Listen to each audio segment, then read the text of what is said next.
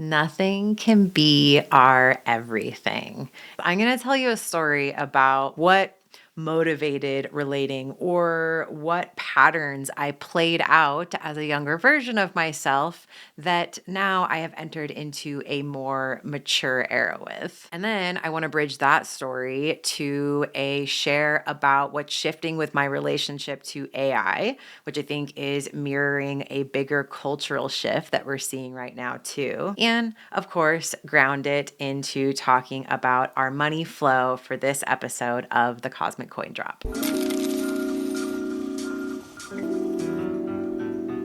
This episode marks the transition into a new season of the podcast because the last season, for the last 4 months, I created using a workflow that I think yielded incredible results, but that was completely AI leveraged and transparently so, from the script to the AI voice avatar that was generating it. If you didn't realize that, go back and listen to one from season 4. And for all the work that I put into exactly how I wanted it created, the fact is, it wasn't me showing up on camera like this. AI cannot be our everything because nothing can be our everything. Just because someone or something can be or do something for us does not mean that they should.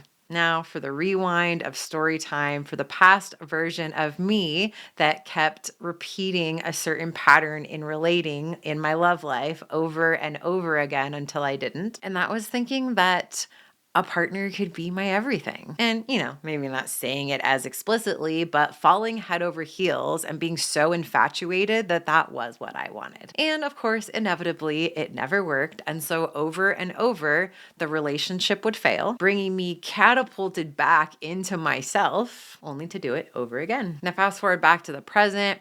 I am happily married and securely attached in a beautiful relationship with my husband, where we get to experience the best of both worlds. I get to be myself in it, which tell the past version of me that she would be stoked to know that's possible. And a big part of it is because I don't expect my husband to be my everything. We know where we overlap well and love to come together, and where we don't. And for us now, it's more about finding how we best fit into each other's lives, not trying to force each other into absolutely every part of it. Now, with AI, and I'll start from the top down, I'm hearing stories about companies. Obviously, you've heard the ones where people are firing huge parts of their workforce to embrace AI replacement.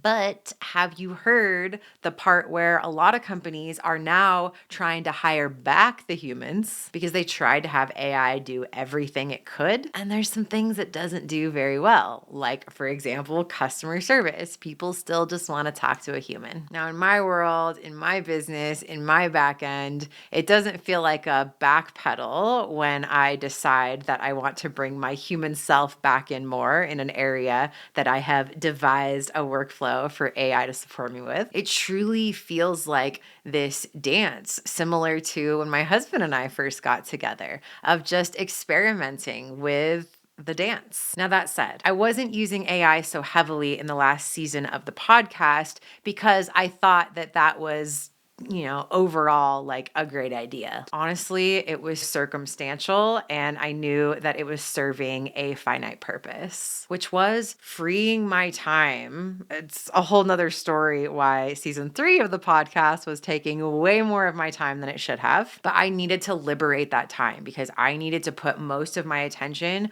toward building out the infrastructure, the offer ecosystem that now I'm happy to say last week I checked the final box, launched the final thing of the core offers that I spent the last 2 years building so that I could return to some spaciousness, much more that I'm feeling now, to be able to be more present, to be able to focus more on my expression and the relationships that I'm building inside this business. So that workflow absolutely served its purpose. And honestly, I love those episodes. But I'm also so stoked to be able to be back here now with you, sharing in a much more human way about the coin drop gems that come through.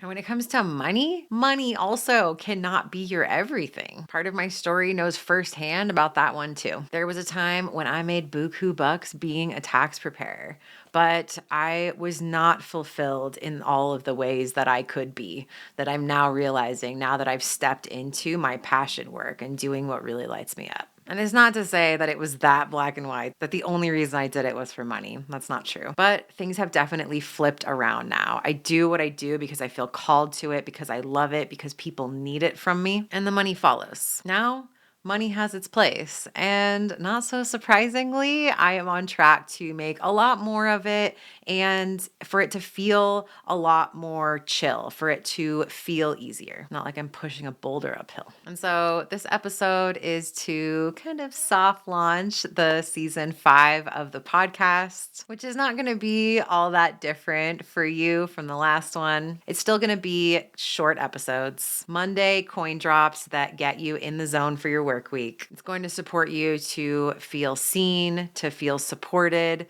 to feel inspired and capable of creating the success that you envision in your life. It's going to have some astrology and some storytelling, but it's going to come directly from me to you, and we'll see what comes through. As for my relationship with AI, I'm so excited to be in this more spacious space inside the business that I've built. And as for the money, whether it's how you make it, what you do, how you tend it, and what you do with it after it's yours. My prayer for you now and always is that all of that is aligned with you, your unique design, your desires, and that everything surrounding your relationship with money feels alive and like something you actually want to show up for. And the kind of mature partnership with it where you know you both have each other's best interests in mind.